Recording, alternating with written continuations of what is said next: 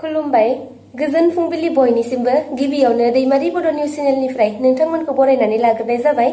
दिनै आं गोदान भिडिअ लानानै फैलायबाय। मिजिंथियो नोंथांमोना आंनि भिडिअखौ जोबजासिम नायलांगोन। जम्मु आरो काश्मीराव दुंहाव थासारिया सानफानि उनाव सानफा बांलांनो हमबोगासिनो दं। उदखारिफोरनि गुरै गावग्लुंनाय जाथायाव भारतारि रौनिया हान्जाजों लोगोसे गिदिर बिबानाव थानाय अफिसारफोराबो जिउ खोमानो गोनां जाबोदों। बिनि सिगां थांनाय साननैसो सिगाङावसो जम्मु आरो काश्मीरनिनो पुंछ जिल्लायाव उदखारिफोरा रौनिया हान्जानि गारियाव गुलि गावग्लुंनायनि जाहोनाव साब्रै रौनियाफोरा जिउ खहा जानो गोनां जादोंमोन। बेबादिनो फिन मैया उदखारिफोरा सासे गिदिर रिटायार अफिसार एसएसपि मोहाम्मद शाफि मिर बिथांखौ गुलि गावनानै जिउ खहा खालामो। मोनथिनो मोननाय बादिब्ला जम्मु आरो काश्मीरनि बारामुल्ला जिल्लायाव रिटायार एसएसपि मोहाम्मद शाफि मिर बिथांखौ उदखारिफोरा मस्जिदाव आजान होबाय थानाय समावनो गुलि गावनानै गोब्राब जोखोम खालामो। जोखोम जानाय रिटायार एसएसपिखौ देहा फाहामसालियाव लांनाय जादोंमोनब्लाबो डक्टरा थैबाय होननानै फोसावना होयो।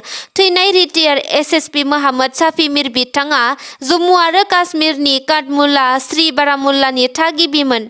दा बे जाथायनि उनाव भारतारि रौनिया हान्जाफोरा गोख्रों नायबिजिरगासिनो दं होननानै मिन्थिना मोन्दों। उदालगुरिनि रौतायाव मैदेरनि उदखार। उदालगुरि जिल्लानि रौता भालुकमारि टार्निंआव मैया अरुणाचलनिफ्राय फैनाय हाग्रानि मैदेर फालोआ रौता बागान भिसिडिसिनि बारग' चेयारमेन जयन्त हाजरिका मुंनि आरो सासे आइजोखौ गोब्राब जोखोम खालामनानै गालांदों। मैदेरजों गाग्लोबजाखांनायनि उनाव बिसोर सानैखौ रौता मडेल हस्पिटालाव थिसननाय जादोंमोन। नाथाय जयन्त हाजरिकाया गोब्राब जोखोम जानायलाय गौहाटी मेडिकेल कलेज एन्ड हस्पिटालाव थिसननाय जायो। ओनसोलनि सुबुंफोरा फोरमायथिनाय बादिब्ला जयन्त हाजरिकाया मैदेर फालो फैनायखौ नायनो थांनायाव मैदेर फालोनि उन उन थांफानानै मैदेरखौ भिडिअ खालामदोंमोन, जायनि जाउनावनो बे जाथाया जानो मोन्दों। मोनथिनो मोनबावनाय बादिब्ला बे मैदेर फालोआनो रौता हाटखला हाथाइसालियाव हरखाबै फैनानै हाथाइसालिनि सुबुंफोरखौबो गोबां होंगो दोंगो खालामदों आरो बर' गामि फारसे मैदेर फालोआ हाबनो नाजादोंमोन। नाथाय लामा ससेयाव बेंथेनानै सुबुंफोरनि दावराव खालामनाय, बम गावनाय आरो ट्रेक्टरनि सोदोब होनानैसो मैदेर फालोखौ होखारहरनो हादों। नाथाय मुस्लिमनि रौता बागान गामि फारसे हाबलांनानै सुबुंफोरनि कबि आबाद आरो न' बां गोबां सिलिंखार खालामलांदों होनना मोनथिना मोन्दों। थांनाय साननैसो सिगां दुलाराय बर' फरायसा आफादनि आफादगिरि दिपेन बर' बिथाङा बड'लेण्ड जनजाति सुरक्षा मन्चनि आफादगिरि दावराव देख्रेब नार्जारि आरो बारग' बिडिअ अमर सिंह ब्रह्म बिथांमोनखौ बिटिआर गोजोन गोरोबथा दफा आरो माखासे जेंनाफोरखौ लानानै अपेन डिबेट खालामनो थाखाय चेलेन्ज खालामदोंमोन।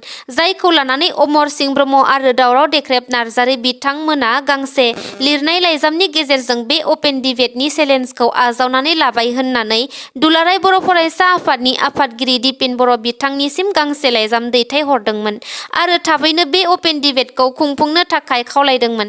दा बिनि सायावनो दुलाराय बर' फरायसा आफादनि आफादगिरि दिपेन बर' बिथाङा खौरां मिलनि गेजेरजों अमर सिंह ब्रह्म आरो दावराव देख्रेब नार्जारि बिथांमोनखौ अपेन डिबेट खालामनायनि सिगां मोनथाम सोंथिनि फिननायखौ होग्रोनो खावलायदों। बिथां दिपेन बर'आ सोंथि खालामनाय बादिब्ला सेथियाव बिटिआर गोजोन गोरोबथाखौ मानिगोन ना मानिया, रोखा फिननाय होनांगौ। नैथियाव सुप्रिम कर्ट आरो हाइ कर्टआव होनाय पिआइएल पेटिशन फाइलखौ एसेबां जुदि बर' हारिनि दैदेनगिरिब्ला बोखांना लानानै दिन्थिनांगौ। थामथियाव बर'नि गोदान माहारियारि फरायसा आफाद बनसुखौ अमर सिंह ब्रह्म आरो दावराव देख्रेब नार्जारि बिथांमोना मानि थाखाय दानाय जादों, बिनि फिननायखौ होनो नांगौ होननानै बुंदों। बेजों लोगोसे बिथांमोनखौ माखासे गोख्रों रावजों सोंखारियो बिथां आबसुनि आफादगिरि दिपेन बर' बिथाङा। गसाइगावनि बावलागुरियाव बर'नि बिर जोहोलाव दैमालुनि मुसुखा बेखेवदों। बर' हारिनि बिर जोहोलाव आरो बिर जोहोलावजो हारिनि थाखाय जिउ बाउसोमनानै जिउ गोमालांनाय बिर जोहोलावफोरखौ जों बावलांनो हमबाय। बेफोर जारिमिनखौ बुफ्रुफिननानै गोसोआव लाखिनाया जों बर' माहारिनिनो जोबोर गोनांथि। बेखौ नोजोर होनानैनो मैया गसाइगाव महकुमानि सिङाव थानाय बावलागुरि गामियाव बर'नि बिर जोहोलाव दैमालुखौ गोसोखांनानै जोहोलाव दैमालु हान्जानि नाजानायाव बिर जोहोलावनि मुसुखाखौ बेखेवनाय जादों। बे मुसुखाखौ गसाइगाव ओनसोलनि समाज सिबियारि चन्दन बसुमतारी बिथाङा बेखेवनानै होयो। फोरमायनाया गोनांदि बे मुसुखाखौ सुनिल ब्रह्म, समेरानि ब्रह्म आरो चन्दन बसुमतारीनि दान होनायाव बानायनाय जायो। बे हाबाफारियावनो जोहोलाव दैमालु लाइमोन हान्जानि आफादगिरि बिथाङा फोरमायदों दि जों बर' हारिनि बिर जोहोलावफोरखौ गोबाङानो मिथिलिया, थामहिनबा बावलांजोब्बाय। बिनिखायनो बे बावलागुरि गामियाव जोहोलाव दैमालुनि मुसुखाखौ गायसननाय जादों, जाहाथे बयबो रायजो राजाफोरा बे मुसुखाखौ नुनानै बयबो सिबिनायजों लोगोसे गोसोआव लाखिबाय थाथों होननानै फोरमायदों बिथाङा। बिटिआर ओनसोलाव फिन हाग्रा बिफाननि गाज्रि खामानिया सोराङाव फैदों। हाग्रायाव बन लायनो थांनाय सासे सुबुंखौ हाग्रा बिफाननि मावथिफोरा आथिं बुफायदों। मोनथिनो मोननाय बादिब्ला कक्राझार जिल्लानि गसाइगाव महकुमानि सिङाव थानाय रायमना माहारियारि पार्कआव बलामजरा गामिनि थागिबि 40 बोसोर बैसोनि दाब्ला नार्जारी मुंनि सासे बर' सुबुङा नखर सालायनो थाखाय बन लायनो थांदोंमोन। बेयावनो हाग्रा बिफाननि एनजिअ आरो मावथिफोरा बिथांखौ बनजों खुबैनानै आथिं सिफायना होयो। नखरनि सोद्रोमाया खौरां बिजोङाव फोरमायनाय बादिब्ला मैया बेलासिनि 1 रिंगासो समाव बे जाथाया जानो मोन्दों, जेराव दाब्ला नार्जारीया रायमना माहारियारि अरनबारियाव लोगोफोरजों बन लायनो थांनायाव हाग्रा बिफाननि एनजिअ आरो मावथिफोरा बिथांखौ हमनानै बुनानै आथिं सिफायना होदों आरो गोबौ आइजेंजों दाननानै होदों होननानै फोरमायदों। बे जाथाया जाखांनायनि उनाव गामिनि रायजो राजाफोरा दाब्ला नार्जारीखौ नायगिदिंनो थाङो आरो गोब्राब जोखोम जानाय थासारियाव बिथांखौ मोननो हायो आरो देहा फाहामथायनि थाखाय सराइबिल मडेल हस्पिटालाव लानानै थाङो। नाथाय बिथांखौ मोजांसिन फाहामथायनि थाखाय कक्राझार देहा फाहामसालिसिम दैथायहरनाय जादों होननानै मिन्थिना मोन्दों। हाग्रा बिफाननि बेबादि खामानि मावनाया बेसेबां गनायजाथाव? दा नखरनि सोद्रोमाया रांखावरिनि आंखाल जानायलाय बिटिआर खुंथायाव थानाय सोरखारखौ रांखावरिनि मदद होनो थाखाय खावलायहरदों। भारत फारसे गोथां थाव लानानै फैबाय थानाय गंसे कार्ग जाहाजखौ सिनाय मोनै उदखारिनि ड्र'नआ थांनाय सनिबारखालि गुजरातनि बन्दरनि साखाथियाव एटेक खालामो, जेराव थाव लाबोबाय थानाय केमलुट प्लुट' मुंनि कार्ग जाहाजआ गोबां खहा जायो। नाथाय बे जाथायाव रावनिबो जिउ खहा जायाखै। मोनथिनो मोननाय बादिब्ला बे जाहाजनि बिगोमाया जापान हादोरनि आरो बे जाहाजआ गोथां थावखौ सउदी आरबनिफ्राय भारत हादोरनि मेंगालुरसिम लाबोगासिनो दंमोन। नाथाय ड्र'नजों गाग्लोबजानानै जाहाजआ गोजा सागरावनो नांथानानै थायो। जाथायखौ मोनथिनानै इन्डियान क'स्ट गार्डनि मोनसे हानजाया जाथायसालियाव थांनानै अरखौ खोमोरहोयो आरो जाहाजाव थानाय सुबुंफोरखौ रैखा खालामहोयो। बे जाहाजाव गासै सा 20 भारतारि मावथिफोर दंमोन। दा बे जाथायखौ लानानै जथाय हादोर आमेरिकानि रैखाथि बिफान पेन्टागनआ फोरमायनाय बादिब्ला इरान हादोरजों मदद होजानाय हौथि बिग्रायारि आफादानो बे गाग्लोबनाय जाथायखौ खालामदों, मानोना इरान हादोरा इजराइल आरो हामासनि गेजेराव जानाय दावहायाव हामासखौ हेफाजाब खालामो, नाथाय दावहायाव जथाय हादोर आमेरिकानि थाखाय थोंजोङै बाहागो लानो हायैलाय यामेन हादोरनि हौथि बिग्रायारि उदखारिफोरनो ड्र'न बादि हाथियार होनानै गाग्लोबहोदों होननानै पेन्टागनआ फोरमायदों। नाथाय बे जाथायखौ इरान हादोरा नंखाय होननानै आमेरिकाखौ गोख्रों रावजों सोंखारियो। दा बे गाग्लोबनाय जाथायनि सायाव भारत हादोराबो जिंगा खालामगासिनो दं, मानोना बेबादि जाथाया जाबाय थायोब्ला बेफोर फालांगियाव जेंना सोमजियो। आसाम पुलिसनि फिन एनकाउन्टार। आसाम पुलिसआ सासे लाइमोनखौ आलफाजों सोमोन्दो थानायनि सन्देहआव गुलि गावनानै गोब्राब जोखोम खालामदों। मोनथिनो मोननाय बादिब्ला शिबसागर जिल्लानि सिङाव थानाय गेलेकी पुलिसआ थांनाय सुक्रुबार खालारखालि पल्लव ज्योति गगৈ मुंनि सासे लाइमोनखौ 9 दिसेम्बर खालारखालि जयसागराव सिआरपिएफनि केम्पआव ग्रेनेड बेरफ्रुहोनायनि सन्देहआव हमनानै लानानै थांदोंमोन।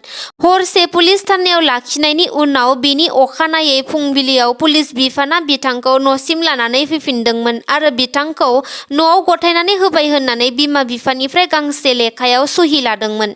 नाथाय सहि होखांनायनि उनावबो पुलिस बिफाना पल्लव ज्योति गगैखौ फिन लानानै थांफिनदोंमोन। बेलासिसिम फिसालाखौ हगारना हरफिनिनि थाखाय बिथांनि बिफाया थानायाव खौरां लाहैयो आरो बेयावनो एनकाउन्टार खालामनायनि खौरांखौ मोननानै गोमोयो।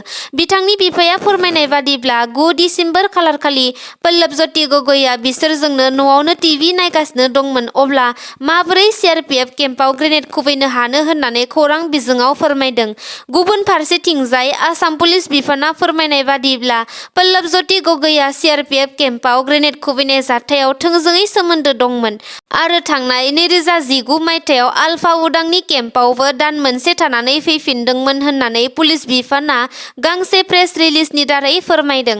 दा सोरनिया सैथो सम फैब्लासो मोनथिना मोनसिगोन। आसामनि गिबि मन्त्रि डक्टर हिमन्त बिश्व शर्मा बिथांनि मोनसे गोनांथार फोसावनाय। डक्टर हिमन्त बिश्व शर्मा बिथाङा रायजोनि सिङाव थानाय गासैबो रायजो राजाफोरनि मोजांखौ हास्थायनानै रायजोआव गोदानै सा 12 लाख सुबुंफोरनो रेशन कार्ड राननानै होनो थाखाय फोसावनानै होदों। फैगौ गोदान बोसोरनि 12 जानुवारि खालारखालिनिफ्रायनो रायजोनि सा 12 लाख सुबुंफोरनो रेशन कार्ड राननानै होनो थाखाय खौरां बिजोङाव फोसावनानै होदों।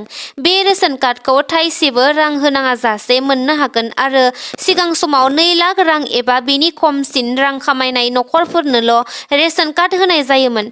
नाथाय बेखौ दिखांनानै 4 लाख रांसिम खालामनानै होबाय होननानै फोरमायो गिबि मन्त्रि बिथाङा। दानिया नोंथांमोना साख्रि थायोब्लाबो जाय नखरा 30,000 रांसिम दानारि रां आरजिनो हायोब्लाबो बे सोरखारनि रेशन कार्डखौ मोननो हासिगोन।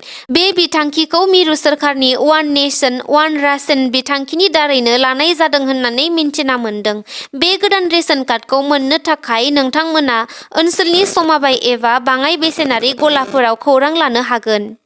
दैमारि बड' निउज चेनेलनिफ्राय दिनै गोथार बर'दिन एबा मेरि क्रिसमासनि बयनिसिमबो गाहाम हामग्लायनायखौ नोंथांमोननिसिम जासिहरनाय जाबाय।